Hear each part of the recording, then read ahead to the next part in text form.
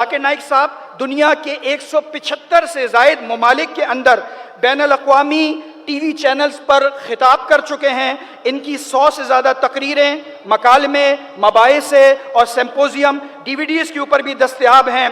Doctor Zakir Naik साहब इस वक्त दुनिया के अंदर एक ऐसी शख्सियत हैं जो ना सिर्फ आलम इस्लाम के लिए एक फ़ख्र का सबब हैं, आलम इस्लाम के आप तमाम हजरात के लिए पाकिस्तान, इंडिया और जितनी ही जगहों के ऊपर इस्लाम का बोलबाला है, अल्हम्दुलिल्लाह डॉक्टर जाकिर नाइक साहब को ना सिर्फ सुना जाता है, पसंद किया जाता है, मोहब्बत की जाती है।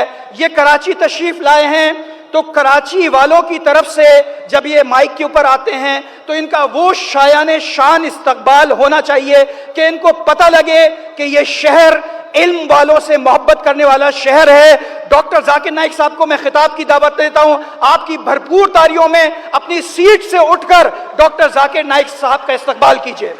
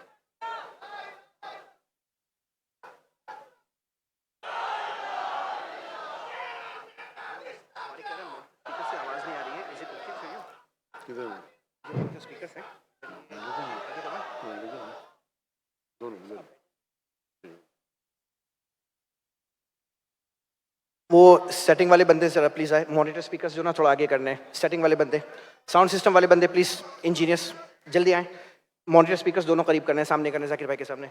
कौन है इंचार्ज, जल्दी से आए। I want the monitor speaker move please quickly.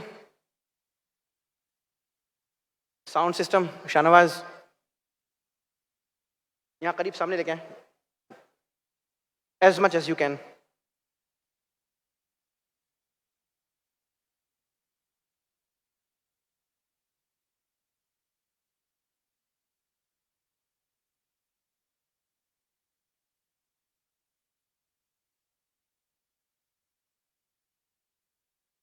और नहीं आएगा?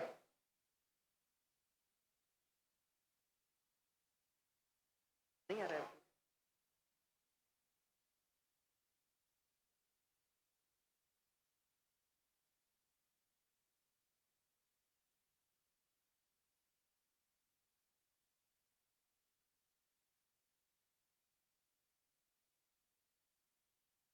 बैठ जाओ।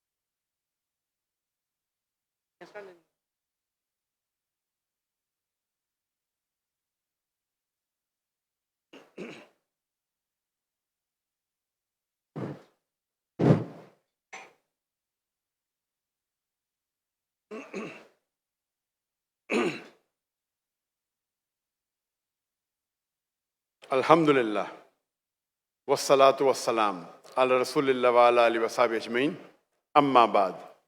अऊज़ु बिल्लाहि मिनश शैतानिर रजीम, बिस्मिल्लाहिर्रहमानिर्रहीम। वमा खलक़तुल जिन्न वल इंसा इल्ला लियअबुदून। रब्बि इश्रह ली सदरी वयस्सिर ली अमरी वहलुल उक़दतम मिन लिसानी यफ़क़हू क़ौली।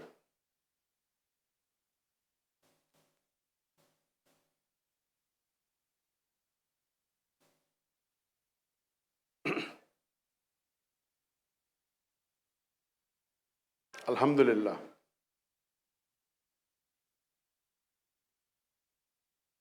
जनाब ऑनरेबल कामरान तिसोरी साहब, द गवर्नर ऑफ सिंध,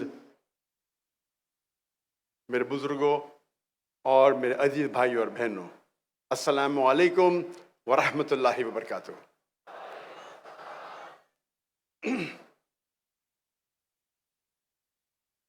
जब एक मुजाहिद मैदान जंग में उतरता है और उसके हथियार लिए जाते, ये ऑडियो मेरी हथियार है।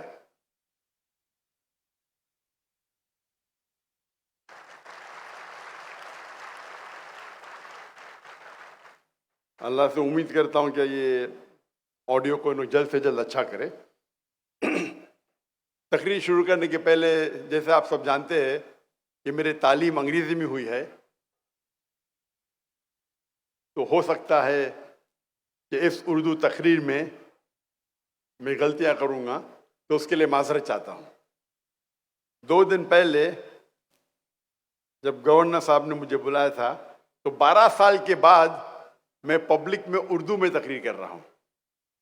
इसके पहले 2012 में किशनगंज में,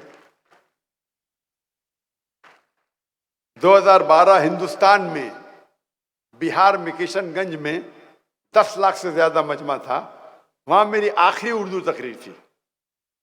और क्योंकि मैं हिंदुस्तान से हिजरत किया, जितने ममालिक में तकरीर किया, तो वहाँ उर्दू तो जानने वाले थे नहीं। तो 12 साल बाद मैंने परसों उर्दू में तकरीर किया और उम्मीद रखता हूँ कि अल्लाह सुब्हानहू व तआला मेरा साथ दे। मुझे बेहद खुशी हो रही है कि मैं पाकिस्तान में मौजूद हूँ और काफ़ी सालों से तमन्ना थी कि मैं पाकिस्तान में तकरीर करूं, चाहे उर्दू या अंग्रेजी में, लेकिन लोग ने इसरार किया कि उर्दू में करो, तो इंशाअल्लाह। क्योंकि मेरे उर्दू सॉफ्टवेयर बनना बंद हो गए। जब से मैं हिंदुस्तान से हिजरत किया, मेरे उर्दू सॉफ्टवेयर बनना बंद हो गए। तो लोग कहते उर्दू चैनल पे जाकिर भाई के तकरीर आना बंद हो गए। तो इंशाअल्लाह इसके बाद कोई नई मवाद, इंशाअल्लाह नया मवाद मिलेगा। तो इसीलिए जो तकरीर मैंने कल की, वो पहले बार उर्दू में की। आज की तकरीर भी मैंने अंग्रेजी में 2009 में की थी, और मैं आज उर्दू में पहली बार करूंगा, जिसका मौजू है हमारे जिंदगी का मकसद क्या है। What is the purpose of our lives? क्या हमने कभी सोचा कि हम दुनिया में क्या कर रहे हैं? हमने कभी सोचा हमारे जिंदगी का मकसद क्या है, हमारे हयात का मकसद क्या है? मैं जानना चाहता हूं कि आज की ऑडियंस माशाअल्लाह हजारों की तादाद में है, 30, 40, 50 हजार या ज्यादा। मैं आपसे पूछना चाहता हूं कि आप में से कभी भी किसी ने पहले सोचा, आज के पहले सोचा कि हमारे जिंदगी का मकसद क्या है? जिसने भी सोचा हाथ ऊपर करो। माशाअल्लाह, माशाअल्लाह, 50 या 40% ने सोचा है, माशाअल्लाह।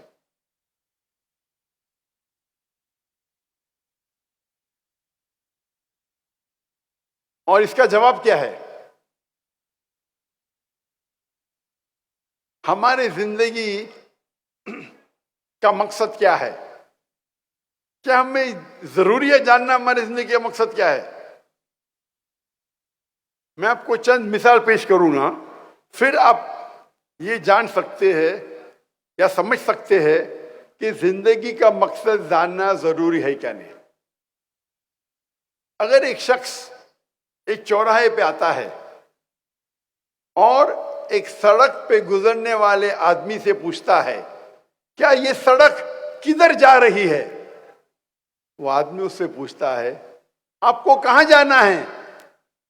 तो वो कहता है, किधर भी चलेगा। तो आदमी जवाब देता है, जब किधर भी चलेगा तो आप क्यों पूछ रहे क्या सड़क जाती है? आप जाइए, आप पहुंच जाएंगे किधर भी।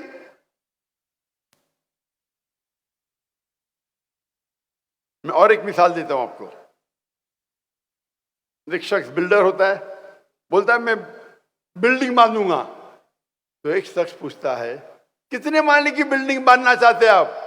तो बोलता है मुझे पता नहीं। उस बिल्डिंग की एरिया क्या है? बोलता है मुझे पता नहीं। तो इससे जाहिर होता है कि ये दोनों शख्स के पास देयर इज नो गोल, उनके पास टारगेट ही नहीं है। पहला शख्स जो चौराहे पे जाके पूछता है सड़क कहां जा रही है, उसे पता नहीं कहां जाने का है, उसके पास गोल ही नहीं है। जो शख्स बिल्डिंग बनाना चाहता है उसको पता नहीं कितने माले की बिल्डिंग है, वो बिल्डिंग का एरिया क्या है, ही हैज नो गोल, गोल ही नहीं है। एक वक्त एक पड़ोसी अपने पड़ोसी से पूछता है, क्या आपका कुत्ता हमेशा कोई भी गाड़ी या मोटरसाइकिल जाती है तो उसके पीछे दौड़ता है? मैं सोचता हूं कि आपका कुत्ता कभी कोई गाड़ी को पकड़ेगा या मोटरसाइकिल को पकड़ेगा? तो पड़ोसी कहता है, आप सोच रहे हो पकड़ेगा क्या नहीं, मैं सोचता हूं पकड़ेगा तो करेगा क्या? अगर वो गाड़ी के आगे आएगा तो करेगा क्या? तो इसे कहते हैं गोल विदाउट पर्पस। गाड़ी को पकड़ने का है, पर पकड़ने के बाद करेगा क्या? गोल विदाउट पर्पस। मिसाल के तौर पे एक शख्स से पूछते हैं, क्या आप ग्रेजुएशन क्यों कर रहे हैं? तो बोलता है पता नहीं। आप ग्रेजुएशन करने के बाद क्या करेंगे? बोलता है पता नहीं, बस ग्रेजुएशन करने का है। यानी ग्रेजुएशन का गोल है, ग्रेजुएशन करने का टारगेट है, लेकिन क्यों करने का उसे पता नहीं। इसे कहते हैं पर्पस विदाउट गोल, गोल विदाउट पर्पस। एक तीसरी मिसाल है कि लोग अक्सर फॉलो करते हैं ब्लाइंडली, आंख बंद करके फॉलो करते।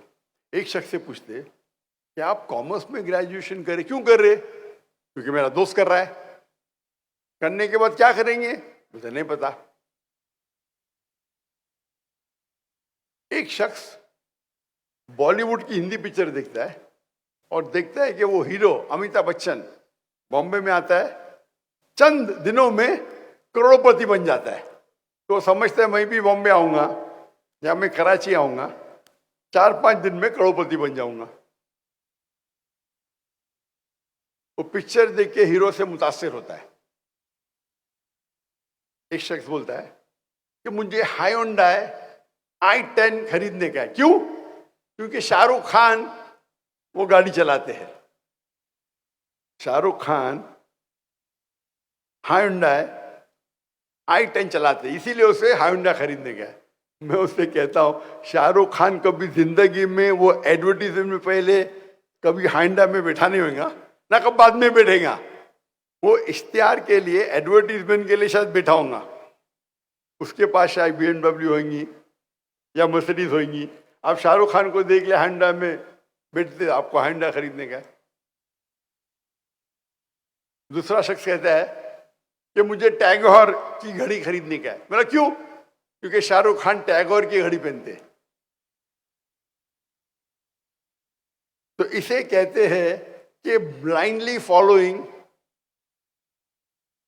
आप ब्लाइंडली फॉलो कर रहे, शायद आपके दोस्त को फॉलो कर रहे या हीरो को फॉलो कर रहे। आपका जो गोल है वो हीरो को फॉलो करना। आप समझते हैं कि आप टैगोर की घड़ी पहनेंगे तो शाहरुख खान बन जाएंगे। आप हांडा खरीदेंगे तो शाहरुख खान बन जाइए। आपका गोल क्या है?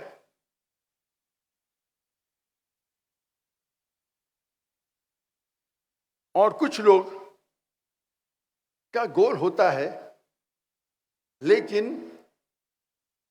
No planning. एक शख्स कहता है, एक शख्स टेक्सटाइल की कंपनी को खरीदता है, बोलता है इसमें बहुत मुनाफा है, गोल उसके पास है, उसको धंधे में, तिजारत में मुनाफा करने का है, वो टेक्सटाइल की कंपनी खरीद लेता है। अगर उससे पूछा जाता है आप अपने कपड़े किधर बेचेंगे, बोलते हैं मुझे पता नहीं। आप रॉ मटेरियल्स टेक्सटाइल का कहां से खरीदेंगे, मुझे पता नहीं। आप किसी को अपॉइंट करेंगे, सीईओ को या मैनेजर को, बोलता मुझे पता नहीं। गोल तो है, मकसद तो है कि मुनाफा करना तिजारत में, धंधे में, लेकिन नो प्लानिंग, गोल विदाउट प्लानिंग। एक मिसाल दूंगा मैं। एक शख्स को साइंटिस्ट बनने का है, बोलता है मुझे दुनिया का एक सबसे बेहतरीन साइंटिस्ट बनना है। तो वो क्या करता है, वो रिसर्च करता है और तहकीकात के बाद उसे पता चलता है कि दुनिया का सबसे बेहतरीन साइंटिस्ट है आइजैक न्यूटन। उसकी तहकीक बिल्कुल सही रहती है। फिर वो क्या करता है, जिस तरीके आइजैक न्यूटन के लंबे बाल थे, कर्ली बाल, वो लंबे बाल उगाता है, कर्ली बाल उगाता है। जिस तरीके से आइजैक न्यूटन कपड़े पहनता था, वो कपड़े पहनने लगता है। जिस तरीके से वो जूते पहनता था आइजैक न्यूटन, उस तरीके से वो जूते पहनने लगता है। क्या वो साइंटिस्ट बनेगा? हाँ क्या नहीं? उसकी तहकीक सही थी कि आइजैक न्यूटन सबसे बेहतरीन साइंटिस्ट है दुनिया के। प्लानिंग है, गोल है, बट प्लानिंग गलत है।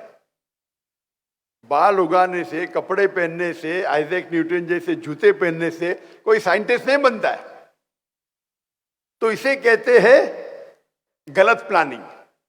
तो आज के माशरे में हम देखते हैं कि अक्सर लोग, उनके पास कोई गोल ही नहीं है। जैसे वो सड़क पे वो मुसाफिर पूछता है कि सड़क किधर जा रही है, आपको कहाँ जाना है, किधर भी गए चलेगा। उनका गोल ही नहीं, उनका टारगेट ही नहीं। कुछ लोग ऐसे हैं, गोल है लेकिन मकसद ही नहीं, कुत्ते की तरह गाड़ी के पीछे भाग रहे हैं। पकड़ेंगे तो करेंगे क्या आप? भोगते भोगते गाड़ी के पीछे भागते, अगर पकड़ेंगे तो करेंगे क्या? यानी गोल है लेकिन पर्पसलेस गोल। कुछ लोग भीड़ को फॉलो कर रहे, दोस्त जा रहे तो हम भी जा रहे। वो हीरो को देखते हैं कि बम्बई आता है, कराची आता है, करोड़पति बन जाता है, मैं भी बन जाऊंगा। मैं टैगोर की घड़ी पहनूंगा या हांडा गाड़ी चलाऊंगा, शाहरुख खान बन जाऊंगा। भीड़ को फॉलो कर रहे। कुछ लोग का गोल है जैसे टेक्सटाइल कंपनी खरीदने वाला, लेकिन प्लानिंग ही नहीं है। किधर से माल खरीदेगा पता ही नहीं, किधर बेचेगा पता ही नहीं, ना मैनेजर ना सीईओ। और कुछ लोग है प्लानिंग करते लेकिन गलत प्लानिंग करते। आइजैक न्यूटन बनने का तो आइजैक न्यूटन के कपड़े पहन रहे, जूते पहन रहे। तो ये हमारे माशरे में अक्सर आप देखेंगे इंसान इसी 6 किस्म में से एक किस्म में आते हैं।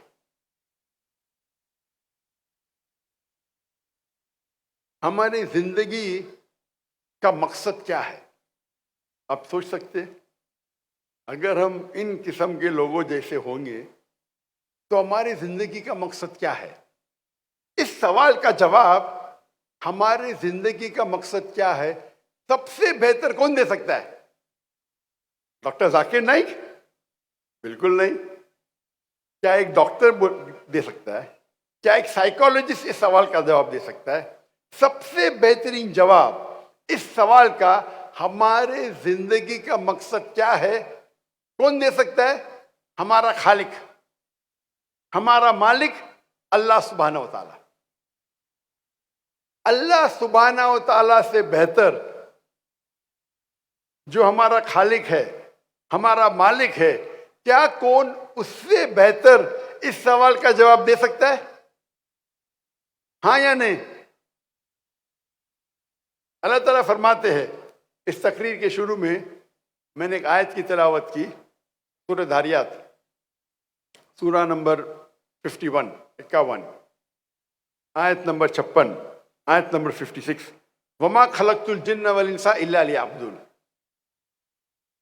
कि हमने जिन और इंसान को पैदा किया ताकि वो हमारी इबादत करे। अल्लाह ताला फरमाते हैं कि अल्लाह ने जिन और इंसान को पैदा किया ताकि वो अल्लाह सुब्हाना व ताला की इबादत करे। ये अरबी लफ्ज इबादत आता है अब्द से, मतलब स्लेव। अब मतलब स्लेव, जो नौकर से ज्यादा है। और इबादत का क्या मतलब है? अल्लाह की इबादत का मतलब क्या है? अल्लाह की इबादत करना मतलब, अगर आप अल्लाह सुब्हाना व ताला के अहकामात पे अमल करते हैं, उसे कहते हैं अल्लाह की इबादत करना।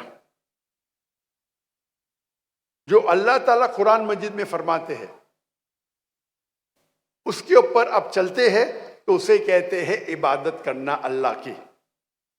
अगर आप इस्लाम के 5 बुनियादी पिलर्स, 5 पिलर्स पे अमल करते हैं, चाहे तौहीद हो, चाहे सलाह हो, नमाज, चाहे ज़कात हो, चाहे रोज़ा हो या हज हो, आप अगर उस पे अमल करते हैं उसे कहते हैं इबादत करना।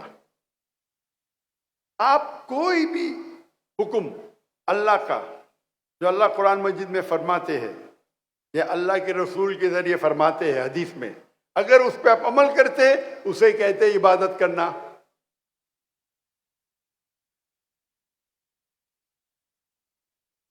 अल्लाह फरमाते कुरान मजीद में सूरह माइदा सूरा नंबर 5 आयत नंबर 3 में कि आप खंजीर, सूअर का गोश्त मत खाओ।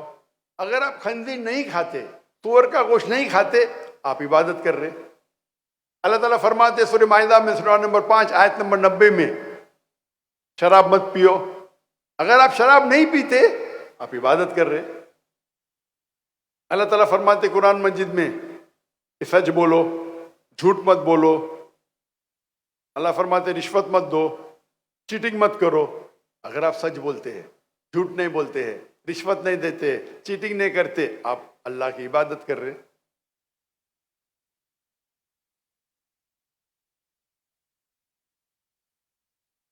आप अल्लाह के कोई भी अहकाम पे अमल करते हैं उसे कहते हैं अल्लाह की इबादत करना। और अल्लाह सुब्हाना व ताला कुरान मजीद में फरमाते हैं वमा खलक़तुल जिन्न वल इंसा इल्ला लियअब्दुन, सूरह धारियात सूरा नंबर 51, 51 वर्स नंबर 56, कि हमने जिन और इंसान को पैदा किया सिर्फ अल्लाह की इबादत करने के लिए।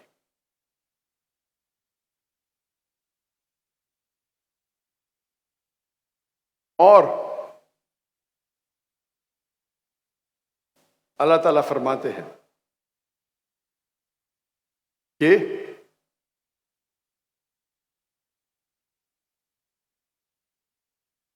अगर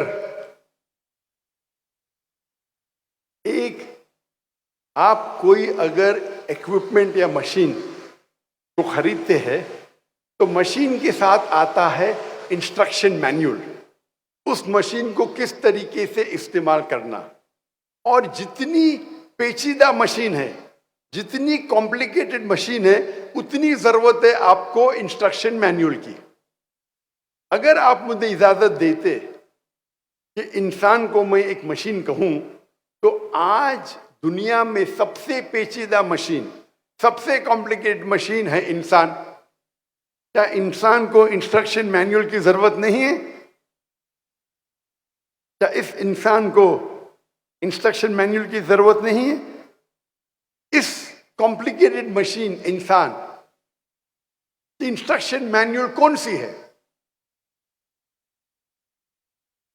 इंस्ट्रक्शन मैन्युअल है कुरान मजीद। ये कुरान मजीद इंसान की आखिरी इंस्ट्रक्शन मैन्युअल है, किस तरीके से इंसान अपनी जिंदगी जीना चाहिए, इंसान के लिए क्या अच्छा है क्या बुरा है, क्या इजाजत है क्या ममनू है, वो इस किताब कुरान मजीद में लिखा है।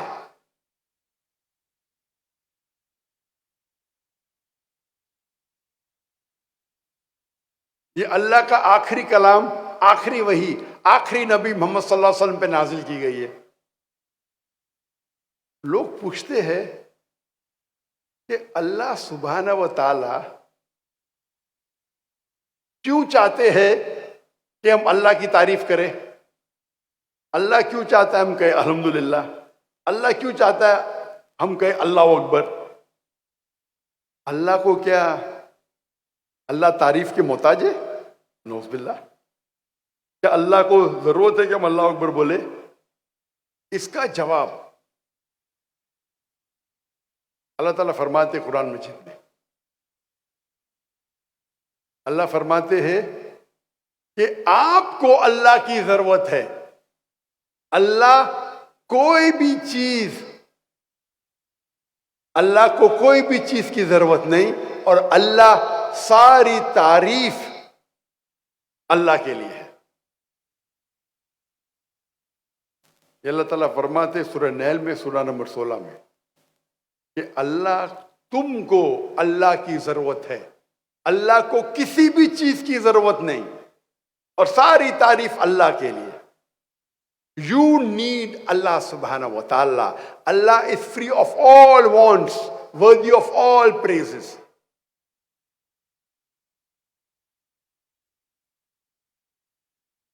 तो सवाल आता है, क्यों हम अल्लाह अकबर बोलते हैं, क्यों हम अल्हम्दुलिल्लाह बोलते हैं? सारी तारीफ अल्लाह के लिए है, अल्लाह अकबर। इसका जवाब है, हम इंसान अगर किसकी तारीफ करते हैं तो उसका बात भी मानते हैं। मिसाल के तौर पे, अगर आपकी वालदा है जो बीमार है और उनको हार्ट प्रॉब्लम है, तो आप क्या कहेंगे? आप ढूंढेंगे सबसे बेहतरीन हार्ट स्पेशलिस्ट कौन है। जब आप तहकीक करेंगे आपको मालूम पड़ेगा कि मशहूर डॉक्टर है। आप उस मशहूर हार्ट स्पेशलिस्ट, कार्डियोलॉजिस्ट की बात मानेंगे आपके वालदा के दिल की बीमारी को दूर करने के लिए। अगर कोई आदमी आपको मिलेगा रास्ते पे, वो कुछ कहेगा, क्या आप उसकी बात मानेंगे? और जवाब ही नहीं। आप मानेंगे एक मशहूर कार्डियोलॉजिस्ट की। क्यों? उसकी इतनी शोहरत है कि वो वर्ल्ड का बेस्ट कार्डियोलॉजिस्ट है, आप उसकी बात मानेंगे। तो ये इंसान की फितरत है।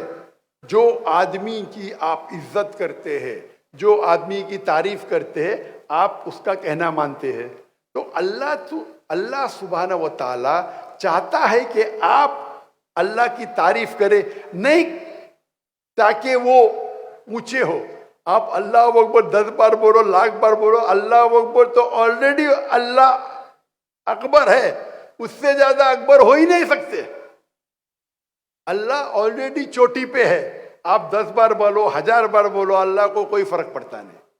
अल्लाह चाहते हैं कि आप अल्लाह की तारीफ करें ताकि आप अल्लाह की हिदायत पे अमल करें।